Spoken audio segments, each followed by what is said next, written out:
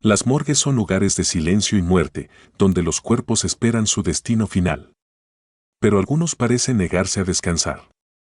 Sombras que se mueven, susurros en la oscuridad y cuerpos que parecen reaccionar cuando nadie los observa. Hoy te contaré relatos de horror en la morgue, historias que demuestran que, en estos lugares, la muerte no siempre significa el final. Prepárate para descubrir el lado más escalofriante de la última morada. El forense que examinó su propio cadáver. Jamás pensé que podría encontrar mi propio cuerpo en una mesa de autopsias. Suena a una pesadilla o un ejercicio de imaginación macabra, pero lo viví con una intensidad que sacudió los cimientos de mi cordura. Tal vez, al compartir esta historia, logre liberar parte del pánico que me carcome desde entonces.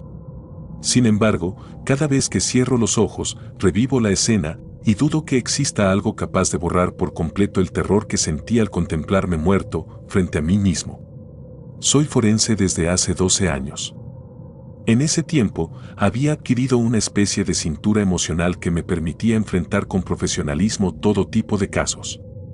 Ni la muerte más cruenta lograba perturbar mi concentración. Me habitué al olor a formol, a la textura de la carne después de las primeras horas de fallecimiento y a la atmósfera fría de la morgue. Me convertí en un hombre metódico, casi mecánico, que se refugiaba en los procedimientos y en la ciencia para mantener la distancia con los cadáveres. Siempre me repitieron que, para un forense, la objetividad es lo más importante.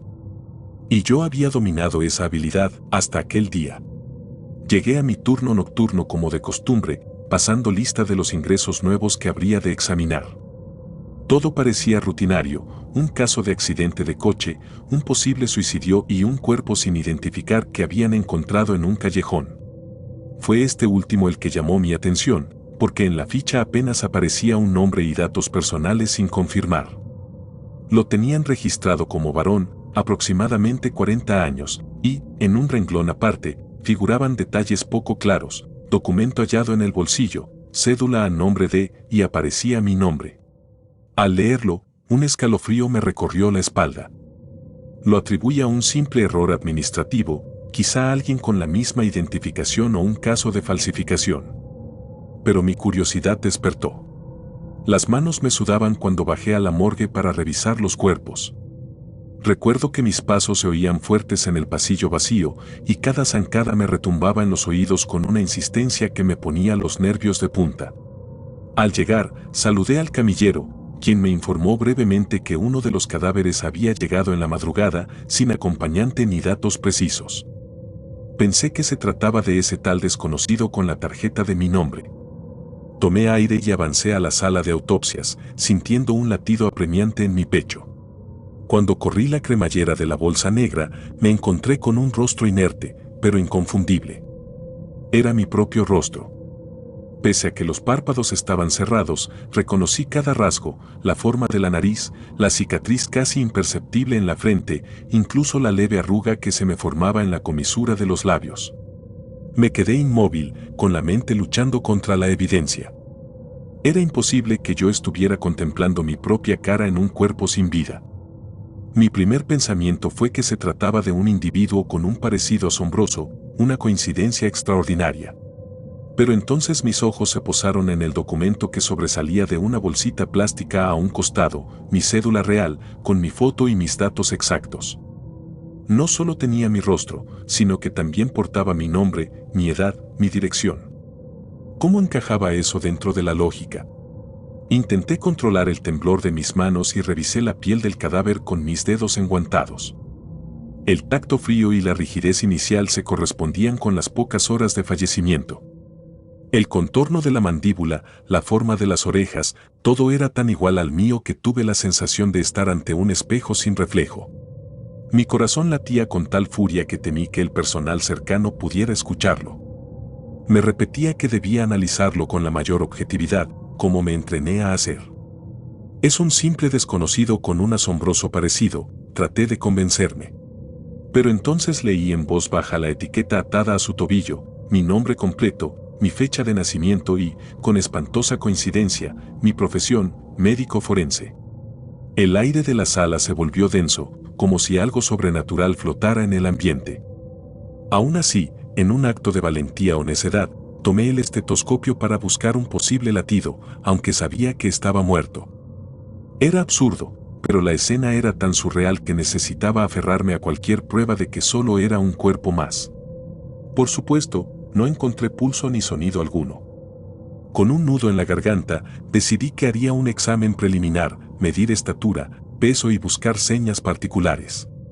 Cuando le quité la ropa, sentí otro golpe de espanto. En su hombro izquierdo había un pequeño lunar con la misma forma irregular del mío, en la rodilla derecha se distinguía la marca de una vieja herida, idéntica a la que me hice de niño. Cada detalle confirmaba que, de algún modo, aquel cadáver era yo. El horror me paralizaba, pero debía avanzar. Tal vez, pensé, al iniciar la autopsia encontraría algo que explicara esta locura. Dispondría de la prueba científica necesaria para desmentir cualquier absurdo. Así que preparé el instrumental, encendí la luz blanca y realicé la incisión en el pecho con manos temblorosas. Para mi sorpresa, sus órganos presentaban el mismo estado que esperaría encontrar en alguien de mi estilo de vida, un corazón con un leve engrosamiento, seguramente por estrés, y un hígado que reflejaba el consumo moderado de alcohol. Me sentía extraño, como si estuviera disecando mi propia anatomía. Era una experiencia tan íntima como aterradora. Mientras trabajaba, tuve la macabra sensación de ser observado. Por momentos, me parecía que los ojos del cadáver se entreabrían con un ligero temblor, y juro que noté un gesto mínimo en la comisura de sus labios. Sudé frío, pero, al fijarme de nuevo, los párpados seguían cerrados, inmóviles. La sugestión era una fuerza poderosa en ese momento. Intenté calmarme, concentrándome en la disección y en tomar notas de cada hallazgo. Sin embargo, me era imposible apartar la idea de que estaba cometiendo una especie de acto contra la naturaleza, como si, al examinar a mi propio doble, rompiera una ley fundamental del universo. El reloj marcaba casi las 3 de la madrugada cuando concluí con la apertura del cráneo para buscar algún trauma o abnormalidad cerebral. Todo lucía normal, sin lesiones visibles. Para ese punto, mi mente daba vueltas. ¿Cómo redactaría un informe donde yo figuraba como el occiso y el examinador a la vez? ¿A quién acudiría para buscar ayuda? Incluso tenía miedo de hablar con mis colegas, temiendo que me tomaran por loco o, peor aún, que hallaran una explicación aún más terrible, como si de verdad yo estuviera muerto y no me hubiera dado cuenta. Entonces sucedió algo que acabó de quebrar mi cordura. Un escalofrío agudo se propagó por la sala, y vi mi reflejo en la mesa metálica donde el cuerpo descansaba. Observé mi rostro, pálido y descompuesto, y de pronto, en ese reflejo, me pareció ver al cadáver parpadear. No lo vi directamente en su cara, sino en el reflejo. Mis piernas flaquearon. Sentí que la habitación se oscurecía por un instante. Parpadeé para espabilarme, con el temor de desmayarme en plena autopsia. Para mi horror, el reflejo se mantuvo, y en él noté algo aún más aterrador. Mis rasgos se fundían con los del muerto, como si compartiéramos el mismo rostro en un plano distinto de la realidad. Era como contemplar dos imágenes superpuestas de mí mismo, una viva, la otra inerte. Sentí un vértigo insoportable, y estuve a punto de soltar el cráneo seccionado. Logré sostenerme del borde de la mesa y, con el rabillo del ojo, vi que la mano del difunto parecía moverse un par de centímetros, crispando los dedos. Un jadeo involuntario escapó de mis labios. Ninguna explicación médica bastaba para describir lo que veía. Pensé en huir, en dejar esa sala y no volver jamás. Sin embargo, una extraña fuerza me mantuvo allí. Tal vez era un impulso profesional o un mórbido deseo de confirmar hasta el último detalle. Me incliné hacia el cuerpo y comprobé que sus dedos seguían rígidos. En la penumbra, la única claridad provenía de la lámpara directa sobre la mesa. Escuché un rumor sordo, como el murmullo de un viento que entrara por alguna rendija. Pero la morgue no tiene ventanas que se abran. Luego, en medio de ese silencio pulsante, me llegó la certeza de que algo dentro de mí, o dentro del cadáver, estaba hablando en un lenguaje que no podía captar con los oídos, sino con un presentimiento sombrío. En ese punto, no resistí más. Cubrí el cuerpo de un tirón con la sábana, dejando la autopsia inconclusa, y retrocedí hasta la puerta. Mis fuerzas flaquearon y me dejé caer en una butaca del pasillo, intentando recobrar el aliento. El camillero me encontró con la mirada desenfocada, balbuceando que el caso era imposible, que debía ver los registros. Me llevó a la oficina, donde revisé los papeles del cuerpo con más calma. Allí aparecía mi dirección y la fecha de mi nacimiento, mi descripción física. Era todo exacto. El formulario no tenía origen claro, el hospital no registraba quién hizo el levantamiento del cadáver ni en qué circunstancias se produjo. Era como si esos documentos se hubieran materializado de la nada, firmados por un nombre ilegible. Los días posteriores se convirtieron en un infierno mental. Todo ocurrió tan rápido que no alcancé a confesar a nadie la dimensión de mi hallazgo. El cadáver fue trasladado a otro departamento para investigación. Inexplicablemente, desapareció del archivo y nadie supo decirme a dónde lo enviaron. Cuando pregunté al director, me dijo que nunca había oído de un caso con mi nombre y me miró con preocupación, como temiendo que hubiera perdido la razón. Incluso mis colegas más cercanos me aseguraron que esa noche no llegó ningún desconocido que coincidiera con mis datos. No existía un solo testigo que confirmara lo que vi, y los informes preliminares se extraviaron en la burocracia hospitalaria. Ahora vivo con el terror perenne de que ese cadáver, que era yo, aparezca de nuevo en alguna morgue, o que mis días estén contados porque, tal vez, la muerte ya vino por mí en forma de duplicado. Me obsesiono con cada mínima irregularidad que siento en mi cuerpo, preguntándome si es la antesala de ese final que ya conocí de antemano. Cada vez que entro a la sala de autopsias y enciendo la luz, temo ver mi rostro en la primera bolsa que abra. He empezado a soñar con un pasillo oscuro, donde un cuerpo yace sobre la plancha de metal y al acercarme descubro mi propia cara mirándome con ojos vidriosos. Despierto gritando, incapaz de borrar esa visión. Continúo mi labor forense, pero no he vuelto a ser el mismo. Mi mente de hombre científico lucha por enterrar los hechos en la fosa del escepticismo, pero el recuerdo es demasiado nítido. Mi corazón sabe que crucé una línea prohibida, que la morgue reveló un lado desconocido y terrible. Aunque trato de autoconvencerme de que todo fue una confusión, la imagen de mi cadáver y el tacto de mi propia piel muerta me roban el sueño. Porque en la noche, cuando quedo a solas entre gavetas y escalpelos, oigo un latido repiquetear en la oscuridad, como un reloj que cuenta los días que me separan del destino que ya vi consumado en aquel cuerpo, idéntico al mío. Al final, escribo estas palabras como un testamento de mi cordura menguante. No sé si alguien creerá este relato. Yo mismo dudo de mis recuerdos, pero no puedo negar el terror absoluto que sentí aquella madrugada. El rostro frío del cadáver, la coincidencia de cada cicatriz, la desaparición del archivo, me pregunto si es una advertencia de algo que escapa al entendimiento, una grieta en la realidad. Mientras tanto, sigo con mi rutina en la morgue, con la voz del miedo susurrándome al oído que, tarde o temprano, reencontraré ese cuerpo y tendré que enfrentar el momento en que la realidad y la muerte se crucen en mi carne. Y cuando llegue ese día, tal vez descubra que la muerte ya me había reclamado mucho antes de que mi corazón dejara de latir.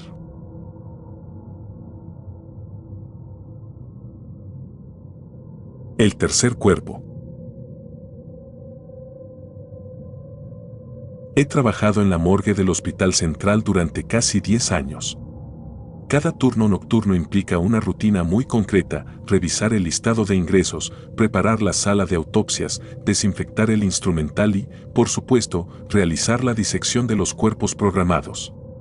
Nunca creí que algo pudiera romper esa monotonía gris, hasta que empezaron a suceder hechos que desafiaban toda lógica. Todo comenzó hace unas semanas, cuando un compañero de turno, Guillermo, me comentó algo que en ese momento tomé a broma. Dijo que, al terminar con los 2 cadáveres de la noche, los habituales en la lista de ingresos, había encontrado un tercer cuerpo sobre la mesa de metal. No supo explicar quién lo colocó allí, ni por qué no estaba registrado en los archivos. Al amanecer, cuando quiso mostrarle a otro forense, el cuerpo ya no estaba. Debo confesar que, al escucharlo, me reí.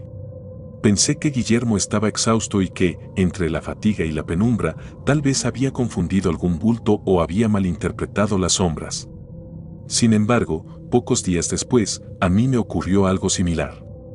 Como siempre, me hice cargo de los dos cuerpos programados. Uno era víctima de un accidente automovilístico, el otro, un anciano cuyo deceso se investigaba por posible negligencia. Terminé la autopsia del segundo alrededor de las 3 de la madrugada, registré mis hallazgos en el formulario, limpié la sala y me disponía a guardar el instrumental. Fue entonces que noté una silueta extendida en la otra mesa de disección, la cual, hasta ese momento, había permanecido vacía. Me quedé inmóvil, sintiendo el latido de mi corazón subir hasta mi garganta. De inmediato, revisé mi lista de la noche. Ningún otro cuerpo debía llegar. No había registro, ni anotación en la pizarra, ni comunicación de los camilleros o del personal de urgencias. Me acerqué con cautela, algo incrédulo, para examinar el rostro del cadáver que yacía allí. Era un hombre de unos 40 y pico de años, cubierto apenas por una sábana sucia. Tenía la piel blanquecina, con tonos violáceos en las extremidades. No pude apreciar heridas evidentes ni señales externas de lo que pudo haberle provocado la muerte. El escalofrío fue inevitable. Sentía una opresión en el pecho, como si mi mente se negara a aceptar esa presencia absurda. Alargué la mano para tocar su muñeca y comprobar si, por algún motivo, aún quedaba un atisbo de vida. Nada, por supuesto, era un cadáver, helado e inerte. Inmediatamente, busqué a mi compañero Héctor, que estaba de guardia en el pasillo contiguo, para preguntarle si sabía de un cuerpo adicional esa noche. Me dijo, con ojos somnolientos, que no tenía noticia alguna. Confundido, regresé a la sala dispuesto a tomar fotografías del suceso y anotar un reporte oficial. Para mi horror, cuando abrí la puerta, la mesa estaba vacía. El cuerpo, o lo que creí ver, había desaparecido sin dejar rastro. Esa noche, casi no dormí. Di vueltas en la cama, preguntándome si mi mente me jugaba una mala pasada.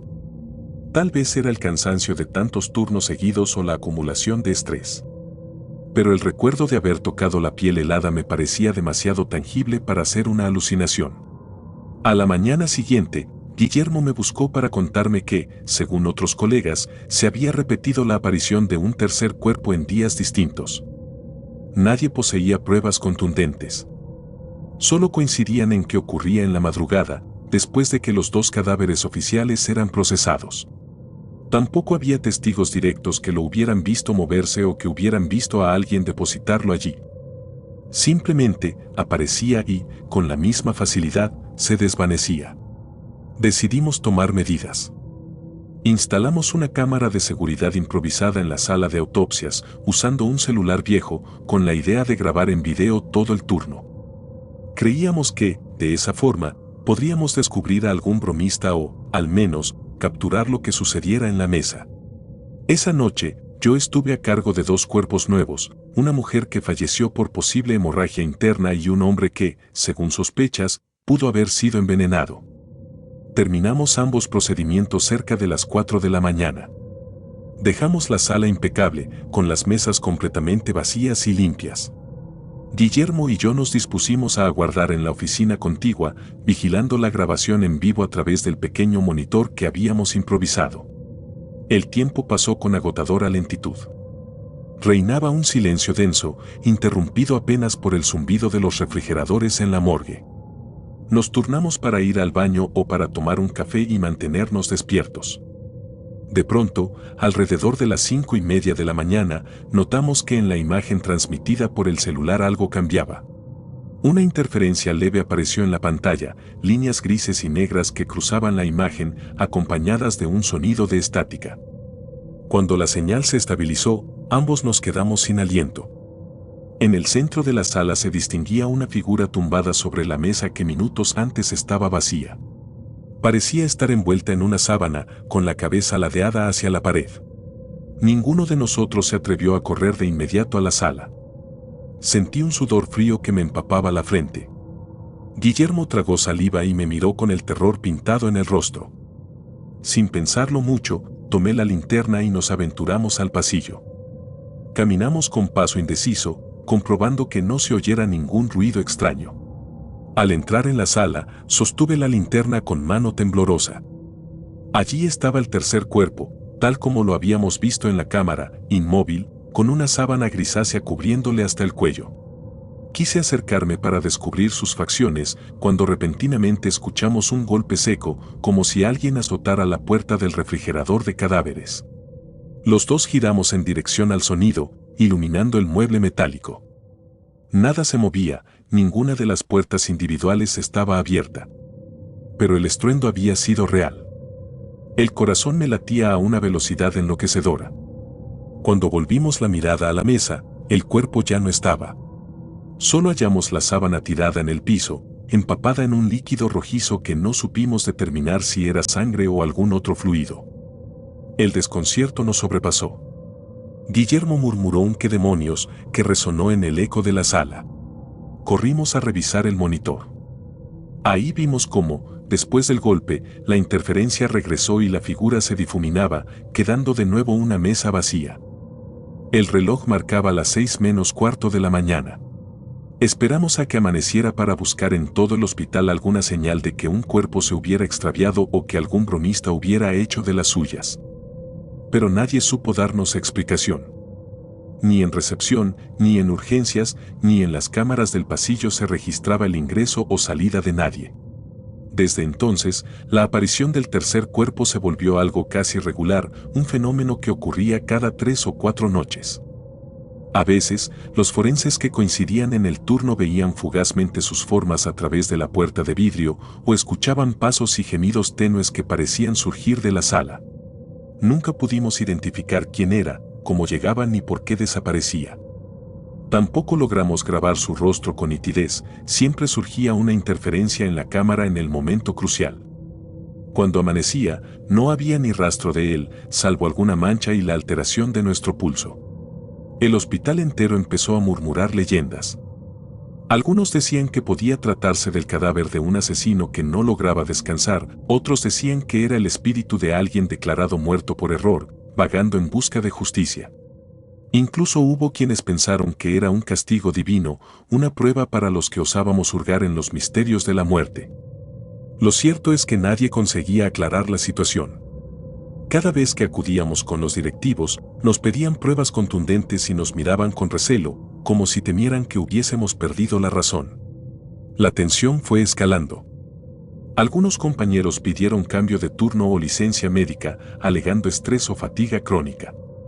Yo también me sentía al borde de un colapso, me despertaba sobresaltado pensando en ese cuerpo que llegaba en silencio, reclamando un lugar en la sala. Llegué a temer quedarme solo en la morgue, temí mirar mi reflejo en las superficies metálicas, no fuera que presenciara el momento exacto en que esa figura aparecía detrás de mí. Empecé a dudar de mis capacidades, a preguntarme si la muerte misma nos enviaba un mensaje, si estábamos profanando algo que escapa a nuestro entendimiento.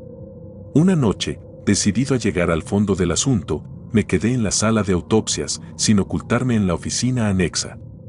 Apagué todas las luces, excepto una linterna que mantenía en mi bolsillo. Guardé silencio, intentando escuchar cualquier crujido, cualquier señal que me advirtiera de un movimiento inusual.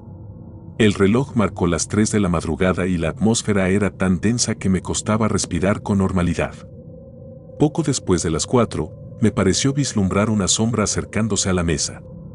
Una sombra cuya forma humana se recortaba en la penumbra. Por un instante, pensé que se trataba de un camillero o de algún colega. Pero la silueta se fue tornando más definida, y al acercarme a la luz, distinguí la sábana que cubría a alguien acostado. Mi corazón martillaba con tal fuerza que temí desmayarme. Con un temblor extremo, encendí la linterna y apunté hacia el rostro, pero solo vi un velo de oscuridad, como si la luz no pudiera penetrar esa sombra. Oí un leve murmullo, como si exhalara un aliento tenebroso. No me atreví a tocarlo, el terror me paralizó. De pronto, todo el alumbrado automático del hospital se encendió, anunciando la llegada del amanecer. Cuando mis ojos se adaptaron a la iluminación, ya no había nada sobre la mesa. El tercer cuerpo se había desvanecido una vez más. Lo único que quedó fue un ligero rastro de líquido en la superficie, tan escaso que en minutos se secó y desapareció.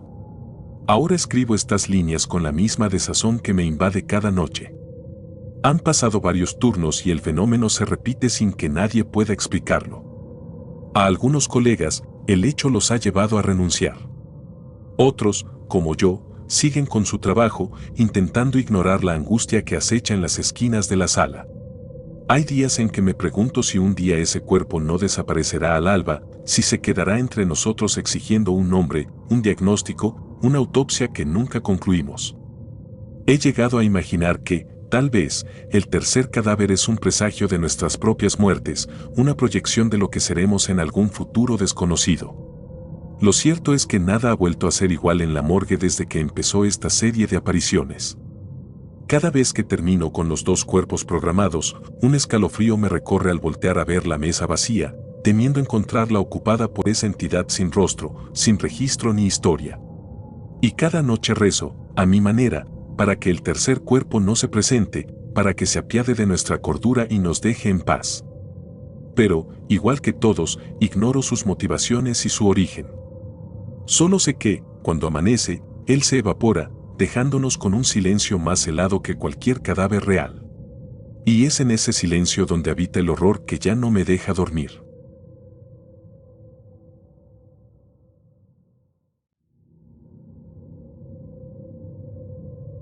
La mujer que despertó en la autopsia. Siempre pensé que uno termina acostumbrándose a la muerte cuando trabaja como forense. Yo creía haber visto de todo, cuerpos arrastrados por corrientes de agua, otros completamente destrozados en accidentes automovilísticos, e incluso aquellos que, al llegar a la morgue, presentaban fenómenos que se consideraban extraños, como leves espasmos musculares o ruidos liberados por los gases. Pero nada de eso me preparó para lo que experimenté con aquella mujer joven, un suceso que todavía me quita el sueño y me hace dudar de cualquier explicación racional que pude haber encontrado a lo largo de mi carrera. La paciente había sido declarada muerta por causas naturales. De hecho, su informe preliminar señalaba un fallo cardíaco repentino. Apenas 27 años, sin un historial clínico alarmante más allá de algún problema leve de anemia. Nadie se explicaba cómo su corazón dejó de latir de forma tan brusca. Llegó a la morgue con la etiqueta de autopsia obligatoria, así que, la noche que me tocó examinarla, no sospechaba nada particularmente inquietante. Por el contrario, asumí que sería un caso de libro, confirmaría la insuficiencia cardíaca en las cavidades y arterias, anotaría la causa definitiva y daría por cerrado el expediente. El procedimiento empezó como cualquier otro. Revisé los datos de la paciente, confirmando su identidad en la pulsera de registro, un nombre común, nada que me llamara la atención. El cuerpo estaba intacto, con una palidez suave típica de los difuntos recientes. No había rastro de violencia, ni hematomas, ni lesiones que justificaran una muerte traumática. Me dispuse a realizar la incisión torácica para acceder al corazón y a los pulmones y así descartar cualquier posible embolia o problema congénito. Encendí las luces blancas de la sala de autopsias, me coloqué los guantes y preparé el instrumental. Solo estaba yo, en el silencio nocturno de la morgue, pues el asistente se encontraba ocupado con otro cuerpo en la sala contigua. Cuando abrí la cavidad torácica, noté algo extraño en el corazón, si bien estaba quieto, había un tono rojizo más vivo de lo usual. Podía ser un capricho del proceso post-mortem, pero me dio un ligero sobresalto. Incliné la cabeza, acerqué la lámpara frontal y pasé el bisturí cuidadosamente para seccionar las arterias. Fue en ese instante, al tocar el corazón con mi dedo enguantado, que sucedió lo imposible, la mujer abrió los ojos de golpe. Sentí que se me detenía la respiración. Por un segundo, me quedé paralizado, incapaz de reaccionar. Y entonces ella gritó. Fue un grito corto, apenas un alarido ahogado que hizo vibrar las paredes metálicas de la sala.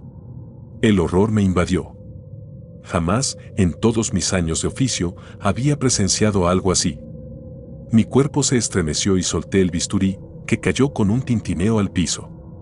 Los ojos de la mujer estaban fijos en un punto indefinido, con la pupila dilatada en una expresión que podría describirse como pánico o sufrimiento.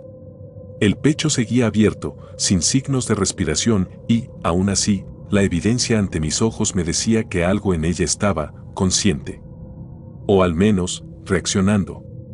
Quise pensar que se trataba de un espasmo post-mortem, un residuo eléctrico en los nervios. Pero nada explica un grito tan nítido, desgarrado y lleno de un aparente dolor. Mi primer impulso fue correr en busca de ayuda, pero mis piernas se negaban a moverse. Mientras me debatía en la confusión, los párpados de la joven volvieron a cerrarse. Me acerqué con el corazón martillándome en las sienes. Estaba pálida, inerte otra vez, como si aquel instante no hubiera sucedido. Me armé de valor para tocarle la muñeca, buscando un pulso imposible de encontrar. Nada. Apoyé mi oído en su pecho abierto, ningún latido, ni el menor murmullo de aire en los pulmones. Me temblaban las manos al intentar retomar la autopsia. Decidí que debía continuar, pues, de lo contrario, el cadáver se degradaría y no podría obtener los datos que necesitaba para determinar la causa de muerte. Tomé un profundo aliento, recogí el bisturí y realicé los cortes necesarios. Pero cada segundo me pesaba en el alma, una sensación de profanación, como si, de alguna manera, la mujer no estuviera muerta del todo. El racionalismo profesional me decía que eso era una locura, que ella no podía haber despertado. Aún así, el recuerdo de su grito resonaba en mi mente con demasiada claridad. Minutos después, terminé de separar los órganos esenciales para examinarlos. Tenía las manos empapadas en sudor bajo los guantes y la temperatura de la sala me parecía insoportablemente baja y opresiva. Entonces la miré de nuevo, sintiendo un escalofrío, los labios se movían, muy despacio, como si quisiera articular palabras que el aire no le permitía pronunciar. Me acerqué con miedo, intentando confirmar si lo que veía era una contracción leve. Pero no, era un movimiento deliberado, casi como un susurro que no lograba salir. De nuevo, intenté buscar signos vitales en vano. No había nada. Fue tal mi terror, que cubrí su rostro con una sábana para no verla. Cerré los párpados de esos ojos fijos una vez más, con un temblor que apenas me dejaba coordinar. En mis oídos aún retumbaba el grito, y mi conciencia me acusaba de estar cometiendo una autopsia en alguien que, de algún modo, podía estar viva. Sin embargo, era irracional, todo indicaba que el corazón se había detenido horas atrás. ¿Cómo conciliar ambas cosas? Dejé el cuerpo abierto, con el esternón seccionado, y salí a buscar a mi asistente, Julián, quien revisaba la documentación de otro difunto en la oficina. Le conté, con voz agitada, una versión parcial de lo sucedido. Le dije que creía haber visto un espasmo, algo muy fuera de lo común, y que necesitaba su opinión. No fui capaz de mencionar el grito. Sin embargo, cuando regresamos a la sala, la mujer seguía en la plancha, inerte y fría, con la misma expresión vacía. Sus labios, sin moverse, se veían entreabiertos, como si exhalaran un suspiro final que no terminaba de escapar. Julián revisó el pulso, la respiración y constató que no había reacción alguna. Con calma, me dijo que era un posible caso de fenómeno cadavérico, aunque admitió que era extraño ver una contracción tan específica. Aún así, decidí que terminaría la autopsia lo antes posible para librarme de aquella pesadilla. Julián me dejó a solas, llamándome impresionable en un tono bromista, sin sospechar la magnitud real de mi angustia. Regresé a la mesa, con el instrumental preparado para extraer el corazón y analizarlo a detalle. No podía evitar temblar al acercar mi mano al órgano. El mero recuerdo de sentirla gritar al primer contacto me provocaba un nudo en la garganta. Presioné con fuerza el bisturí y, cuando empecé a separar los tejidos, noté algo escalofriante. Había un leve color rojizo que manchó mi guante, demasiado vivo para un cuerpo sin circulación. El corazón parecía resumar sangre en una mínima cantidad, algo que no encajaba con un cadáver de varias horas. El pánico me empujó a terminar rápido. Extraje el órgano, lo deposité en el recipiente de acero y me dispuse a sellar el torso. Durante el procedimiento, creí oír un sonido tenue, como un gemido que no podía ubicarse, quizá fruto de mi sugestión. En algún punto, mis ojos se posaron en su rostro, y vi, con horror, que los párpados se entreabrieron de nuevo. Su mirada no apuntaba a nada concreto, tenía un brillo opaco. No obstante, el mero gesto de que los ojos siguieran abriéndose y cerrándose en un cadáver era insoportable. Corrí a buscar gasas para limpiarme la frente, empapada en un sudor que me hacía sentir febril. Pasaron cerca de 20 minutos hasta que logré suturar la incisión y dejarla lista para el proceso de conservación. Fue el tiempo más largo de mi vida, pues no podía apartar la sensación de ser observado por un ente que no debió tener capacidad de verme.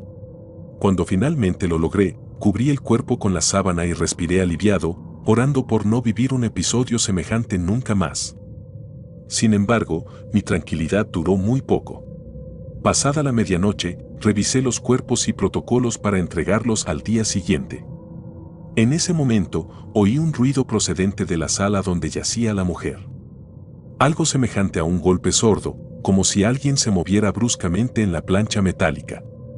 Mi primer instinto fue no acudir, dejarlo pasar y fingir que nada había sucedido. Pero la responsabilidad y la perversa curiosidad me dominaron. Regresé a la sala. En mitad de la penumbra, la sábana se había deslizado hasta el suelo, dejando al descubierto el torso de la mujer, con las marcas de sutura frescas. Su cabeza estaba ladeada, y lo más escalofriante era que, en su boca, se dibujaba una ligera mueca, una curva que podría interpretarse como una sonrisa retorcida o un último estertor. En ese instante, mis nervios colapsaron. Quise llamar a Julián o a algún médico de guardia, pero no encontraba las palabras para explicar la escena. La muerta está moviéndose todavía, y su rostro cambia de expresión. Nadie me creería sin pruebas. Así que me limité a retroceder, aterrado, hasta que mis piernas chocaron con la pared. Sentía el pulso desbocado y una opresión en el pecho. Comencé a cuestionarme si todo era real o si mi mente me estaba traicionando tras demasiadas horas de guardia y un cúmulo de experiencias perturbadoras. Me quedé allí, inmóvil, hasta que el cuerpo pareció regresar a la quietud total. Con una mezcla de asco y pavor, me obligué a recolocarle la sábana. Me acerqué, temblando, para cubrirla. En ese momento, juraría que un hilo de voz susurró algo ininteligible, casi un murmullo. Mi cabeza en blanco no logró descifrar las palabras, solo reconocí la cadencia de una voz femenina, sofocada y agonizante. Fue la última prueba de que algo en aquella mujer se resistía a aceptar la muerte por completo. Cuando al fin el reloj marcó el final de mi turno, me marché sin despedirme de nadie. No pude conciliar el sueño durante el día siguiente, atormentado por las imágenes de esos ojos abriéndose y cerrándose, del grito que resonó en la sala, de sus labios moviéndose cuando ya no tenía corazón dentro del pecho. Incluso me planteé acudir con un psiquiatra o dejar mi puesto en la morgue, algo que jamás consideré en el pasado. Sin embargo, la rutina y mis compromisos me obligaron a volver. Al día siguiente, supe que el cuerpo fue entregado a la familia tras la autopsia. Nadie volvió a mencionar nada raro y, por el informe oficial, parecía un caso común de muerte súbita. Ni siquiera Julián notó algo particular. Yo me quedé con la duda corrosiva de si, en algún rincón recóndito de su organismo, la vida persistía y fui yo quien la extinguió. No tengo explicación científica para lo que presencié y es un peso que me acompañará por el resto de mi carrera. Ahora, cada vez que abro un tórax y toco un corazón, siento una punzada de terror irracional, recordando ese instante en que una mujer, supuestamente muerta, gritó al sentir mi contacto. En las noches, cuando me quedo solo en la morgue, escucho ecos de aquel alarido en el goteo del lavabo o en el crujir de las paredes. He contemplado retirarme, pero temo que las sombras de esta experiencia me sigan a donde vaya, recordándome que la línea entre la vida y la muerte puede ser mucho más difusa de lo que creí. Y eso es lo que me quita el sueño, dejándome con el presentimiento de que, a veces, la morgue guarda secretos que ningún informe forense logrará explicar jamás. Los muertos que me llaman por mi nombre. He pasado los últimos 6 años trabajando en el turno nocturno de la morgue de un hospital antiguo, cuya estructura de muros gruesos y pasillos tenebrosos data de inicios del siglo pasado. Al principio, consideraba aquel lugar simplemente como un recinto donde realizar autopsias y conservar cadáveres en un ambiente controlado, pero con el tiempo he descubierto que las paredes guardan secretos mucho más profundos de lo que imaginaba. Son tantas las horas de silencio, tantas las sombras y la soledad, que resulta fácil dejar volar la imaginación. Sin embargo, lo que me ha estado sucediendo en las últimas semanas va más allá de cualquier fantasía.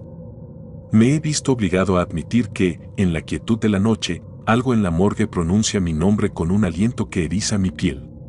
Mi rutina consiste en llegar poco antes de las 11, registrarme y luego bajar al sótano donde se encuentra la zona de refrigeración de los cuerpos.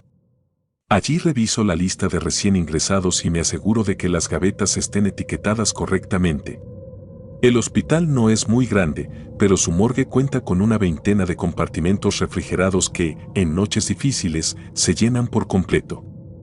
Aún así, había logrado acostumbrarme al olor a formaldehído y a la penumbra de los pasillos.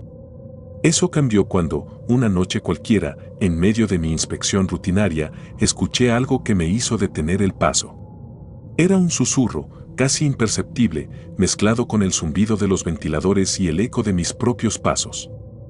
Al principio, pensé que se trataba de un sonido proveniente de las tuberías o la ventilación. Sin embargo, cuando aguzé el oído, comprendí que no era un ruido mecánico. Era una voz que se alargaba en un murmullo débil, como si viniera de un lugar muy lejano. Creí distinguir mi nombre, susurrado con un acento extraño. Miré a mi alrededor, esperando encontrar a un compañero jugando una broma, pero no vi a nadie. El pasillo estaba vacío, alumbrado por una luz amarillenta que no llegaba a cada rincón. Me sobrepuse, atribuyendo lo sucedido al cansancio.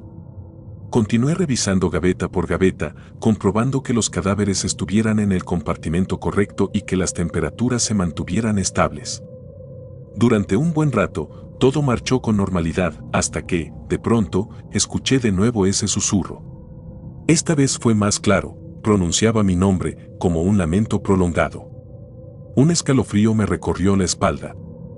Cerré de golpe la gaveta que estaba supervisando y me quedé en silencio, esperando que el sonido se repitiera. El aire se sentía espeso, cargado de un olor que no supe identificar. Entonces, lo oí una vez más, con la misma cadencia monótona. Me armé de valor y seguí el rastro de aquel murmullo, avanzando paso a paso hacia el extremo del corredor. Allí encontré el origen, las últimas gavetas refrigeradas, las que se emplean para los cuerpos no reclamados o en espera de identificación. Me pareció que el susurro se filtraba desde dentro de una de ellas. Mi corazón se aceleró y por un momento consideré la posibilidad de abrir esa gaveta. Pero la razón me dijo que era una idea absurda. Los muertos no hablan, me repetía. Intenté descartar el fenómeno, convencido de que se trataba de un fallo en el sistema de ventilación. Pero cada vez que me alejaba un par de metros, volvía a escuchar el mismo murmullo, más insistente, suplicante, pronunciando mi nombre con un hálito tétrico. Aquella noche, me marché a casa con el presentimiento de que algo iba muy mal. A la noche siguiente, regresé a mi turno lleno de aprensión, temiendo que el suceso se repitiera. Mi plan era mantenerme ocupado en la sala de autopsias y evitar los pasillos más oscuros de la morgue. Sin embargo, mi trabajo me obligó a inspeccionar las gavetas de nuevo y no tuve más remedio que enfrentar la angustia. Cuando pasé cerca de la sección final, el susurro surgió otra vez, tan suave como amenazante. Esta vez, en lugar de retroceder, di un paso hacia las gavetas y me incliné, pegando mi oreja a la puerta metálica de una de ellas. Escuché algo que me erizó la piel por completo, un murmullo más definido, con entonación de voz humana, que pronunciaba con claridad mi nombre y, a continuación, soltó un gemido contenido. Retrocedí tan rápido que casi tropecé. El resto de la noche fue un suplicio de tensión. Andaba de un lado para otro, sintiendo que, detrás de mi hombro, alguien seguía cada uno de mis movimientos. Ningún compañero estaba en condiciones de darme una explicación lógica. Además, el personal era limitado, un asistente en la zona de recepción y otro en urgencias, sin motivo alguno para bajar al sótano y menos para jugarme una broma tan macabra. Intenté llenar mi cabeza con otras tareas, pero mi imaginación regresaba una y otra vez a aquel murmullo. ¿Cómo era posible que una voz saliera desde el interior de una gaveta? ¿Podría haber alguna persona viva, atrapada? La lógica me decía que era muy improbable, los controles de ingreso son minuciosos, y la temperatura interna de esos compartimentos no permite a nadie sobrevivir más que unos pocos minutos. Con los días, el fenómeno se intensificó. Ya no era un simple susurro, A veces, notaba un leve golpeteo en el metal, como si alguien rascara con la punta de los dedos. Otras, creía ver, con el rabillo del ojo, una sombra moverse entre las filas de gavetas cuando la luz parpadeaba. Mis sueños se volvieron pesadillas pobladas de cadáveres erguidos que abrían los ojos y pronunciaban mi nombre con un tono lastimero. Despertaba a medianoche empapado en sudor, incapaz de distinguir la realidad del sueño. Incluso consideré la posibilidad de pedir un cambio de horario, pero mis deudas y la estabilidad que me brindaba el turno nocturno me lo impedían. Decidí, en cambio, recopilar pruebas para demostrar que no estaba perdiendo la cordura. Una de esas noches, llevé una pequeña grabadora y la sostuve en mi mano mientras recorría el pasillo final. Mi esperanza era capturar los susurros y enseñarlos a mis compañeros o a alguien de confianza para no pasar por loco. Encendí la grabadora y caminé a paso lento, sintiendo el corazón latir desbocado en mi pecho. El zumbido de los refrigeradores era estable, monótono, hasta que llegué a la penúltima gaveta. Ahí, el aire pareció helarse. Comencé a sudar frío, y de pronto el susurro irrumpió con una nitidez terrorífica, llamándome por mi nombre como si supiera exactamente dónde estaba. Mi mano tembló, pero aguanté la grabación unos segundos más, antes de escapar pasillo arriba sin mirar atrás. Al día siguiente, analicé el audio con atención. Para mi consternación, solo se escuchaba un leve crepitar y el sonido del motor de las cámaras frías. No había rastros de aquella voz, nada que confirmara lo que mis oídos percibieron. Esa constatación me sumió en la desesperanza, la prueba que necesitaba sencillamente no existía. Empecé a dudar de todo.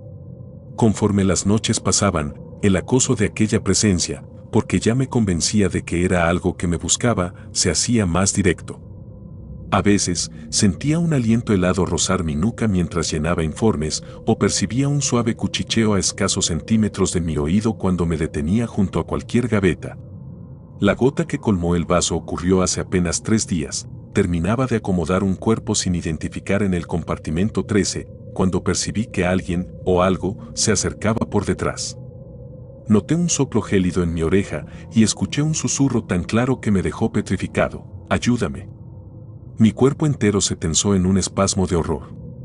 Me giré bruscamente, apuntando con la linterna a mis espaldas, mas no había nadie, tan solo los fríos muros y su silencio. Esa noche, apenas pude mantenerme de pie. Los nervios me dejaron en un temblor permanente, con la mente girando en círculos. Intenté distraerme revisando informes, pero el cansancio y el miedo se combinaron para crear una atmósfera insoportable. Decidí que no podía seguir así, fui directamente a la sección de gavetas donde oía los susurros con más frecuencia, dispuesto a abrirlas una por una si era necesario. Avancé, iluminando el pasillo con mi linterna y llamando, aunque sin querer hacerlo muy fuerte, a quien estuviera dentro. Pero el único sonido que me respondió fue el zumbido de la refrigeración, mezclado con mi respiración agitada. Abrí la gaveta 14, la 16, la 17, en todas encontré cuerpos inertes, de rostros duros y grises, sin vida ni apariencia de movimiento. Sin embargo, al cerrar cada cajón, juraría que sus ojos parecían seguirme un segundo extra, con una mirada impávida que yo jamás había notado en mi trabajo habitual. Cuando me disponía a abrir la gaveta 18, el foco del techo parpadeó. La linterna en mi mano titiló también y me quedé unos instantes en la penumbra. Sentí pánico de ver algo ahí que no perteneciera a este mundo. Al reanudarse la luz, decidí no abrirla. Un presentimiento me gritaba que, si lo hacía, algo irreparable sucedería. Desde esa noche, los susurros se han vuelto más insistentes. A ratos, parece que me llaman desde varias gavetas a la vez, como si diferentes voces compitieran por pronunciar mi nombre. Oigo un murmullo generalizado que recorre el pasillo, y de vez en cuando distingo las palabras «ayúdame» o «aquí estoy». Me desvela la idea de que hay algo que desea salir, que pretende que yo abra una puerta que no debe abrirse. He llegado a pensar que esos muertos arrastran culpas, secretos o deseos no cumplidos que los atan a esta morgue, y me han elegido a mí como intermediario. ¿Pero qué podría hacer yo que no sea simplemente el forense que los registra y los prepara para la autopsia? A medida que escribo esto, siento un terror incesante que me consume. No sé cuánto más podré soportar antes de perder la cordura. He barajado la idea de confesarlo todo a mis superiores y pedir un traslado inmediato, pero me aterra que me consideren delirante o que, de algún modo, esto me persiga a donde quiera que vaya. El turno nocturno se ha vuelto un martirio que enfrento con el estómago en un puño, temiendo cada sonido, cada movimiento de luces. Cuando escucho mi nombre susurrado, un escalofrío me congela las entrañas, y la soledad de estos pasillos se siente como un enemigo silencioso que me acecha a cada paso. No he encontrado evidencia concreta, ni una explicación racional para la voz que emerge desde las gavetas. Solo sé que no se trata de un simple truco de mi mente, porque jamás había sentido un terror tan vívido. Cada noche, la sensación de que algo se apoya en mi hombro o me roza el cabello con dedos helados se hace más fuerte. A veces creo que, en algún punto, abriré la gaveta equivocada y descubriré un rostro que me observe con una mirada más viva de lo que debería tener un difunto. O que, al agacharme para inspeccionar, ese alguien me susurrará a escasos milímetros de mi oído, transformando mi miedo en absoluta desesperación. Mientras tanto, sigo acudiendo a mi puesto, incapaz de renunciar por los compromisos que me mantienen atado a esta labor. He aprendido a rezar en silencio, aunque nunca fui una persona religiosa. Pienso en todos los cadáveres que han pasado por mis manos, en las autopsias que realicé sin mayor preocupación, y ahora me atormenta la idea de que algo en la muerte me esté exigiendo cuentas. No sé si encontraré una salida. Solo sé que, cada vez que recorro el pasillo de las gavetas, me preparo para escuchar esos murmullos que me llaman por mi nombre, reclamando una atención que no sé si podré darle sin enloquecer. Y en cada nueva madrugada, cuando el hospital se sume en el silencio más profundo, esos susurros me recuerdan que los muertos tienen más voz de la que jamás hubiera imaginado.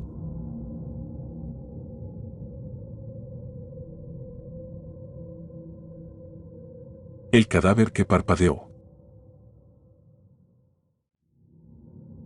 He pasado 15 años de mi vida trabajando como forense en la morgue de un hospital de la ciudad. Durante ese tiempo, he presenciado situaciones que muchas personas no se atreverían ni a imaginar. He visto cuerpos desmembrados, he hecho autopsias a víctimas de accidentes atroces, he tenido que analizar restos que llegaban irreconocibles. Nada de eso me quitó el sueño. Uno se acostumbra, aprende a separar las emociones del trabajo y a tratar cada caso con el profesionalismo necesario. Pero lo que viví anoche rompió por completo esa ilusión de control. Aún ahora, me pregunto si sucedió realmente o si perdí la cordura por un instante. La morgue no suele ser un lugar agradable para la mayoría, pasillos fríos, iluminación tenue y esa persistente mezcla de químicos y descomposición. Para mí, sin embargo, se había convertido en una segunda casa. Conocía cada rincón, cada gabinete, cada sombra proyectada en las paredes a altas horas de la madrugada. Tenía mi rutina muy marcada, llegar en la noche, revisar los ingresos del día, preparar la sala de autopsias y, si todo marchaba bien, tomar un breve descanso antes de iniciar con las disecciones pendientes. Ayer, al empezar mi turno, me avisaron que recibiríamos un cadáver no identificado, encontrado en la periferia de la ciudad. Nadie sabía mucho del caso, salvo que el cuerpo no presentaba señales de violencia externa. Lo trajeron cerca de las 9 de la noche, envuelto en la bolsa negra habitual. 2 camilleros lo depositaron en la plancha de metal con un gesto de prisa, sin querer demorarse más de lo necesario. Me quedé solo con él, como tantas veces. Al abrir la bolsa y examinar el cuerpo, noté algunos detalles extraños. Era un hombre de unos 40 años, complexión normal, pero tenía la piel de un tono casi azulado, como si hubiera estado expuesto a temperaturas bajas o a la falta de oxígeno por un tiempo considerable. Sus ojos, entreabiertos, mostraban unas córneas opacas, algo no del todo inusual, pero que me produjo un leve escalofrío. Pensé que tal vez había fallecido hacía pocas horas y que la rígida expresión del rostro reflejaba su último momento de angustia. Revisé la documentación escasa que teníamos, causa de muerte desconocida y se requiere autopsia completa. En la morgue, el silencio es, en ocasiones, más pesado que cualquier ruido.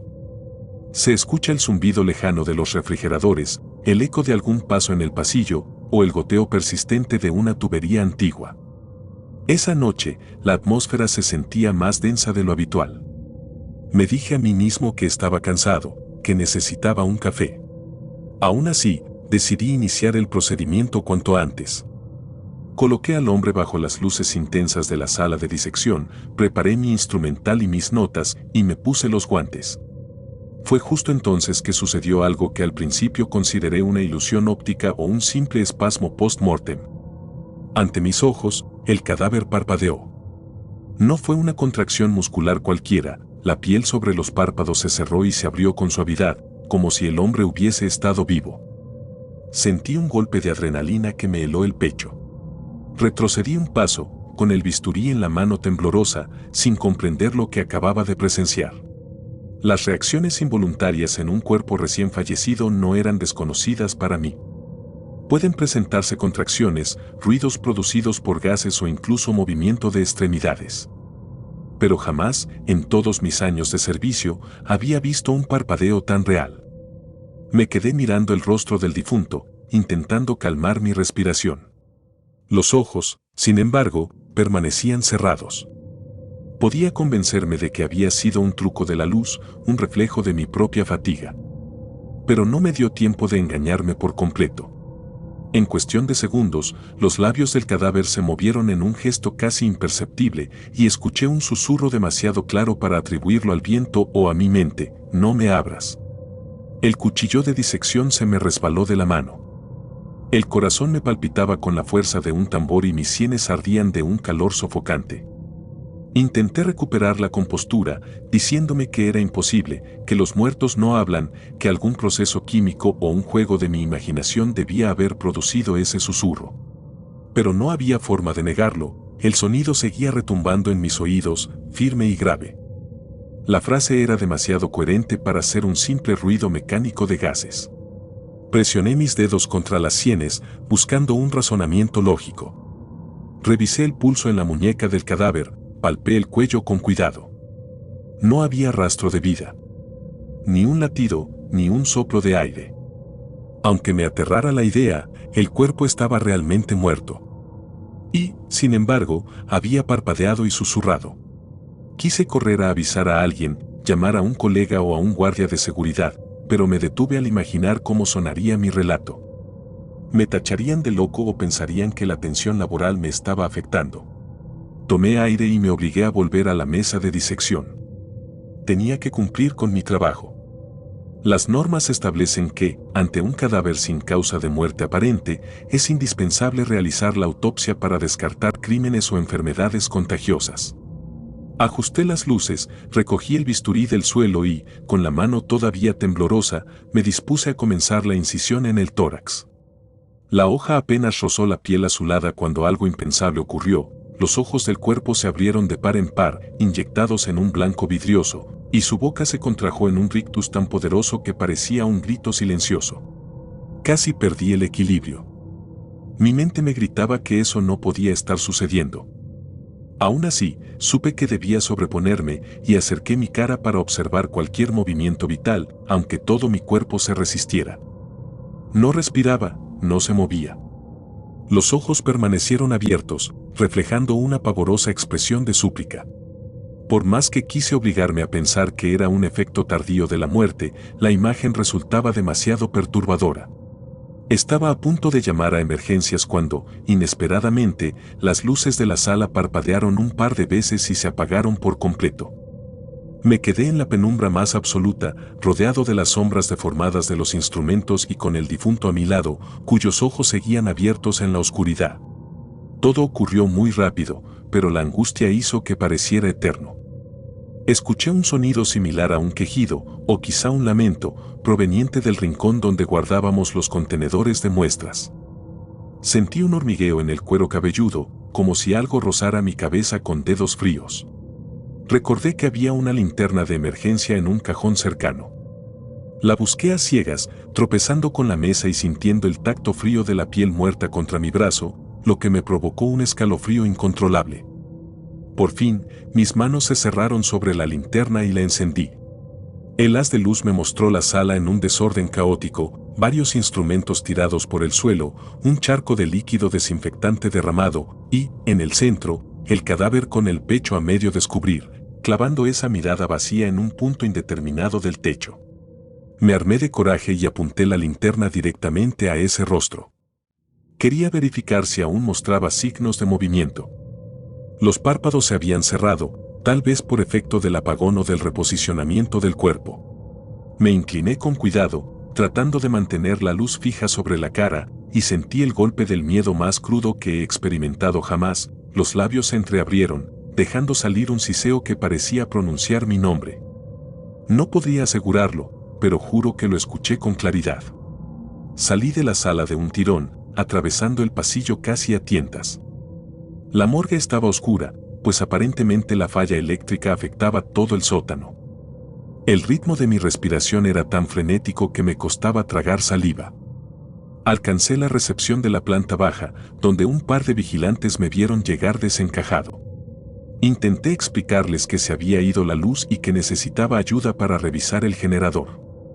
No mencioné el cadáver que hablaba, no me sentía capaz de pronunciar esas palabras en voz alta. Tardaron unos minutos en restablecer la energía, y, cuando finalmente se encendieron los focos, el reloj marcaba casi la medianoche. Regresé con pasos inseguros a la sala de autopsias, esperando encontrar algún rastro que corroborara mi experiencia, pero temiendo a la vez que todo se repitiera. Al abrir la puerta, respiré hondo antes de encender las luces. El cuerpo seguía sobre la plancha, inmóvil, con el tórax abierto, iniciado ya el procedimiento forense, y las manos inertes a los costados. Ninguna expresión atípica surcaba su rostro. Los ojos permanecían cerrados, más grises que antes, y los labios estaban fruncidos, sellados en la quietud de la muerte. Sentí una oleada de confusión, como si aquello que había atestiguado no fuera más que una pesadilla.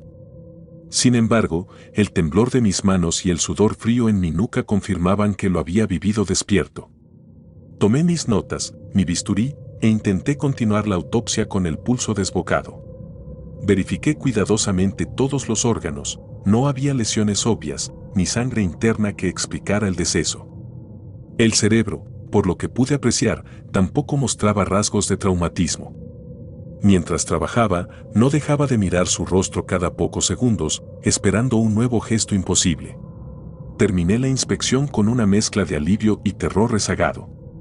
Registré los datos en el informe, pero no fui capaz de consignar los hechos extraños que habían sucedido. No habría forma de explicar ese parpadeo, esas palabras susurradas, sin arriesgarme a que me consideraran un lunático. Metí el cuerpo de vuelta en la bolsa, cerrándola con un cuidado excesivo, como si temiera que en cualquier momento la cremallera se abriera por voluntad propia y el cadáver volviera a dirigir su mirada hacia mí. Esa madrugada no dormí. Me la pasé en mi escritorio, cabeceando, sin querer cerrar los ojos, reviviendo la escena del parpadeo y las palabras "no me abras". No podía concentrarme en nada más que en la idea de que, de algún modo, había violado un límite sagrado al diseccionar ese cuerpo. O tal vez, en el último aliento, esa persona había quedado atrapada en un espacio entre la vida y la muerte. Son especulaciones que no encajan con mi formación científica, pero la vivencia fue tan contundente que hoy no sé qué creer. Ahora, cada vez que me acerco a una plancha de disección, siento un nudo en el estómago. Llevo 15 años en este trabajo y jamás había cuestionado mi vocación. Pero anoche, comprendí que hay misterios que quizá no están destinados a ser comprendidos por la razón. Cuando pienso en los ojos abiertos del difunto, en ese susurro que me heló el alma, aún me estremezco. Intento convencerme de que fue un episodio de estrés, un desvarío, mas en el fondo sé que lo viví con total claridad. Tal vez, cuando me sienta con valor, recopile el coraje suficiente para contar esta historia a un colega cercano y ver si alguna vez escuchó relatos similares. Mientras tanto, lo mantendré en secreto y lucharé contra las pesadillas que me asaltan al cerrar los ojos. Las imágenes de un cadáver que no estaba dispuesto a ser abierto, que advirtió con ese susurro imposible, "no me abras". Es un recuerdo que se ha vuelto mi propia marca invisible, un recordatorio de que la frontera entre la vida y la muerte puede, en ocasiones, mostrar un resquicio que no deberíamos contemplar. Y ahora, cada noche, duermo con la luz encendida, temiendo el momento en que esos párpados vuelvan a abrirse en mi mente y me repitan la advertencia que jamás me atreveré a ignorar.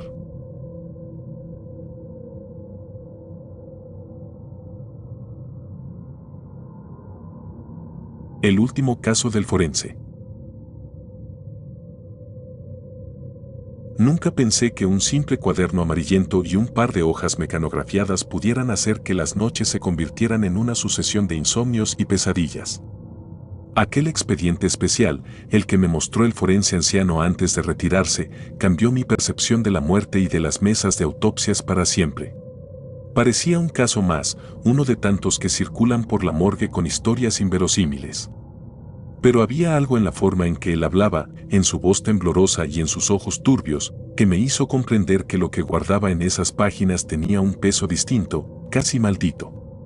Yo era apenas un asistente de forense en ese tiempo, un joven que daba sus primeros pasos en el estudio de la muerte. Conocía al doctor Martínez, el anciano, desde hacía solo unos meses. Él llevaba décadas trabajando con cadáveres, y su rostro siempre reflejaba la mezcla de cansancio y resignación propia de quien ha visto de todo. No era un hombre dado a supersticiones o relatos fantásticos. Al contrario, se aferraba a la ciencia como una tabla de salvación. Solía decirme que la muerte era el fenómeno más comprensible del mundo, que cada cuerpo narraba su historia de manera clara y que solo había que aprender a leerla en sus tejidos y fluidos. Por eso me impactó el temor que destilaba al abrir aquel cuaderno. Me lo ofreció una noche lluviosa, justo antes de entregar su renuncia definitiva. Recuerdo que estábamos en un pequeño despacho, uno de esos cuartuchos sin ventanas y con paredes manchadas de humedad. Él metió la mano en su maletín y sacó un archivador casi deshecho por el tiempo. Sus manos temblaban más de lo normal, no era el temblor propio de la vejez, sino el de alguien al borde del abismo. Sin levantar la mirada, me extendió el expediente. Antes de retirarme, quiero que tengas esto, murmuró. Lee con atención, o mejor no lo leas. No sé. Decide tú. No supe qué responder. Me limité a parpadear y a sostener el archivador contra el pecho. El doctor Martínez dio media vuelta, con los hombros encorvados, y salió del despacho sin despedirse. Aquella fue la última vez que lo vi. Me quedé a solas, oyendo el retumbar de la lluvia en el techo, mientras mis dedos acariciaban la cubierta desgastada del documento. No tenía idea de que su contenido me robaría el sueño. Esa misma noche, en mi cuarto, abrí el cuaderno bajo la luz amarillenta de una lámpara de mesa. El informe no era muy extenso, pero se notaba que había sido escrito con prisa y a lo largo de varios días. Empezaba con una descripción formal: cuerpo masculino, no identificado, entre 30 y 40 años, sin signos de violencia externos. Hasta ahí, nada distinto a muchos otros. Sin embargo, a medida que pasaba las páginas, la narración se volvía personal, casi desesperada. El doctor Martínez describía cómo el cuerpo había llegado a la morgue sin papeles, sin ropa, sin pista alguna. Lo habían encontrado tendido en un callejón, en apariencia víctima de hipotermia. El doctor se dispuso a realizar la autopsia de rutina, dado que no había familiares que reclamaran al difunto. Lo espeluznante vino después. El texto relataba que, cada vez que el doctor intentaba abrir el cuerpo, los músculos se tensaban como si el cadáver reaccionara al bisturí. Hablaba de cómo, al intentar hacer la incisión inicial en el tórax, la piel parecía resistirse y se escuchaba un crujir de huesos, como si el cuerpo completo se estremeciera. Incluso llegó a pensar en un espasmo post-mortem o en un rigor mortis especialmente fuerte. Pero la persistencia de esos movimientos y el modo en que ocurrían justo en el momento preciso en que él acercaba el instrumental lo sacaron de su lógica habitual. Leí con el corazón oprimido el pasaje en que el doctor narraba la primera noche a solas con aquel cadáver. Hablaba de un peso extraño en el aire, de un frío que no correspondía a la temperatura de la morgue y de unos crujidos secos que provenían de la mesa metálica. Aseguraba que, en más de una ocasión, los brazos del cuerpo parecían cambiar de posición levemente, como si intentaran huir de la disección. Aún así, él persistió en su labor, no era hombre de asustarse fácilmente. Pero, al adentrarse, su bisturí topaba con una fuerza incomprensible que le impedía cortar los tejidos con facilidad. Lo más perturbador era que, cuando redoblaba el esfuerzo, oía un gemido sordo que, según él, salía del interior del difunto. Las últimas páginas estaban escritas con letra temblorosa. Se notaba el desasosiego del forense, su incapacidad de hallar respuestas. Mencionaba que, durante 3 noches, había tratado de terminar la autopsia sin éxito, siempre algo lo detenía, ya fuera el crujir de los huesos, la tensión de los músculos o un murmullo que escuchaba en la penumbra, llamándolo por su nombre. Cansado, decidió posponer indefinidamente el examen y dejar que otro doctor se encargara. Pero, extrañamente, nadie más vio el cuerpo. A pesar de que registró el caso en la bitácora y dejó el cadáver en una de las gavetas, cuando volvió a buscarlo, había desaparecido sin dejar rastro. Nadie recordaba haberlo trasladado ni cremado. Sencillamente, se esfumó. El doctor Martínez cerraba su informe con una frase escalofriante: sospecho que aún se sigue moviendo y me atormenta la idea de que no esté realmente muerto. Tras leerlo, pasé horas con el pulso acelerado. Jamás había encontrado un informe semejante en la morgue, ni escuchado rumores de un cadáver que se resistiera a la autopsia con tal persistencia. Intenté buscar explicaciones, tal vez era un experimento literario de Martínez, una especie de catarsis o broma macabra. Pero el miedo reflejado en sus palabras no parecía fingido. Al día siguiente, regresé a mi rutina con una incomodidad latente, deseando preguntarle a los colegas de más antigüedad si habían oído algo sobre ese caso. No obstante, el doctor Martínez ya se había marchado, y sus compañeros cercanos negaron conocer un incidente de esa naturaleza. Empecé a indagar en los archivos físicos y digitales de la morgue. Quería encontrar la fecha exacta en la que, supuestamente, ingresó ese cuerpo que no se dejaba abrir.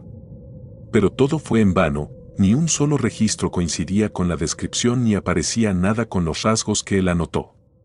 Era como si el cadáver jamás hubiera existido a ojos de la administración. El vacío documental me puso aún más nervioso. ¿Sería que Martínez ocultó el caso a propósito, avergonzado de no poderlo concluir? ¿O, en efecto, había fuerzas extrañas que habían borrado toda evidencia? Aún así, una parte de mí deseaba fervientemente que todo fuera un engaño.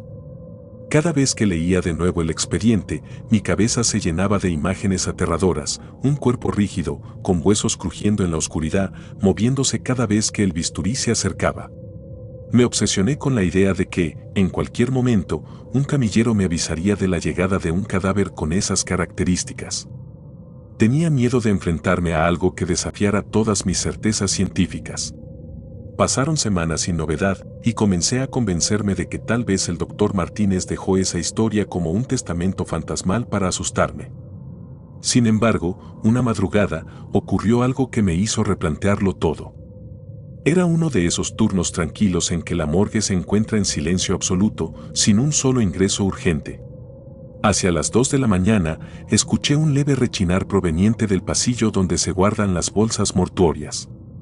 Al principio, pensé que podía ser el viento o un desperfecto en las puertas, pero el chirrido se repetía con un ritmo irregular, como si alguien jalara suavemente uno de los contenedores.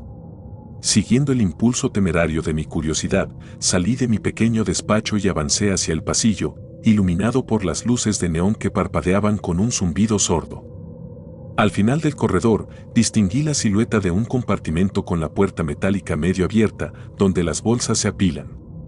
El rechinar provenía de allí. Cuando me acerqué lo suficiente, noté que la puerta se movía ligeramente de adentro hacia afuera, como si algo la empujase desde dentro. La sangre me palpitaba en las sienes. En mi cabeza, retumbaban las palabras del doctor Martínez: sospecho que aún se sigue moviendo. Me armé de valor y abrí la puerta por completo. El lugar estaba vacío, salvo por las estanterías con cajas y bolsas de plástico. Todo lucía en orden, sin rastro de un cuerpo descontrolado. Sin embargo, mi atención se clavó en una bolsa negra que sobresalía de una de las repisas, como si hubiera sido arrastrada a medias. Avancé con pasos tímidos, sintiendo el retumbar de mi corazón. Al sujetar la bolsa, me di cuenta de que estaba totalmente vacía, tan solo un amasijo de plástico. Pero noté un olor helado, como a metal oxidado mezclado con humedad. Un escalofrío me recorrió. La bolsa tenía un corte en un lateral, un tajo irregular que no parecía producto de un rasgón casual. Regresé al pasillo y me quedé de pie, inmóvil, contemplando la penumbra. Estaba seguro de que, segundos antes, había sentido algo moverse en ese pequeño cuarto. Miré a mi alrededor, con la extraña sensación de no estar solo. El silencio pesaba como una losa en mi pecho. De pronto, escuché otro crujido, esta vez proveniente de la sala de autopsias. Me maldije por mi cobardía, pero no pude resistir la llamada de la curiosidad. Abrí la puerta y encendí la luz principal. La sala estaba vacía, con las mesas limpias y el instrumental guardado. Aún así, los sonidos eran reales, una especie de crujido intermitente, como el de un hueso o una articulación que se flexiona al límite. A medida que me acercaba a las mesas, el ruido cesó. Me quedé allí, con el alma en vilo, sintiendo la piel erizarse. Me pareció ver, con el rabillo del ojo, una sombra que se deslizaba bajo una de las cortinas. Corrí para revisar, pero no había nada, salvo el eco de mis propios pasos y el reflejo de mi rostro angustiado en el acero pulido. A partir de esa noche, dejé de buscar explicaciones racionales. Algo había cambiado en la morgue, de vez en cuando, oía crujidos, rasgaduras suaves o encontraba bolsas medio abiertas que nadie recordaba haber usado. Era como si, en las sombras, se arrastrara la presencia de aquel cadáver indescriptible, el que no se dejaba abrir y que, según los apuntes de Martínez, todavía se movía. Nadie más parecía notarlo. Cuando me atrevía a mencionar ruidos extraños, mis compañeros me sonreían con incredulidad, atribuyéndolo al cansancio. Sin embargo, mi intuición me susurraba que el último caso del forense anciano no había sido una broma ni un desvarío. Era una advertencia. Un mes después de que el doctor se marchara, entraron en la morgue 2 cuerpos sin identificar, hallados en un edificio abandonado. Fui yo quien abrió las bolsas para iniciar el examen. Uno de ellos, al simple tacto, me provocó un escalofrío brutal, sus extremidades parecían rígidas, pero me dio la impresión de que se tensaban bajo mis dedos, como si tuvieran un reflejo vivo. Recordé, con pánico, cada palabra del expediente. Bastaron unos segundos para que soltara la bolsa y saliera corriendo del lugar, con el pretexto de revisar un informe. No quise confirmar si era el mismo cuerpo. Mi valentía se derrumbó. Preferí ignorar la posibilidad, aferrándome a la idea de que tal vez se trataba solo de una coincidencia. Pero, en mi fuero interno, supe que no. Desde entonces, vivo con la sensación de que, en algún rincón oscuro de la morgue, se arrastra ese cadáver misterioso, el que nunca dejó de moverse. Imagino sus músculos crispándose en la penumbra y su piel helada resistiendo cualquier intento de disección. Temo encontrarme frente a él, con un bisturí en la mano, y oír el crujir de huesos que me advierte que no debe ser abierto. Y, sin embargo, mi oficio me obliga a enfrentar cada cuerpo que llega, sin poder esquivar el temor de que sea él, esperándome para repetir el horror que el doctor Martínez dejó registrado en su informe. Nadie más habla del tema, y si lo menciono, me arriesgo a que me tomen por un necio influenciable por leyendas. Pero yo sé lo que el anciano vio, y sé lo que yo mismo intuí en esas noches de crujidos y bolsas rasgadas. El último caso del forense jubilado no se perdió en un papeleo ni en la incineración de rutinas hospitalarias. Algo, o alguien, anda suelto entre las sombras, negándose a aceptar la autopsia, aferrado a una vida post-mortem que ningún libro de medicina reconoce. Y, cada vez que apago las luces de la morgue y quedo en silencio total, escucho esos chasquidos de tendones, como un recordatorio de que la muerte no siempre significa la quietud absoluta. Quizá, en algún punto, yo mismo tendré que enfrentar al cuerpo que no se deja abrir, y ese día, mi bisturí podría terminar en el suelo, igual que el valor que creía poseer. Porque, en la línea más oscura de la realidad, la muerte puede adoptar formas que rebasan nuestras leyes, y el cadáver que todavía se mueve es prueba de que hay historias que no deberían repetirse jamás.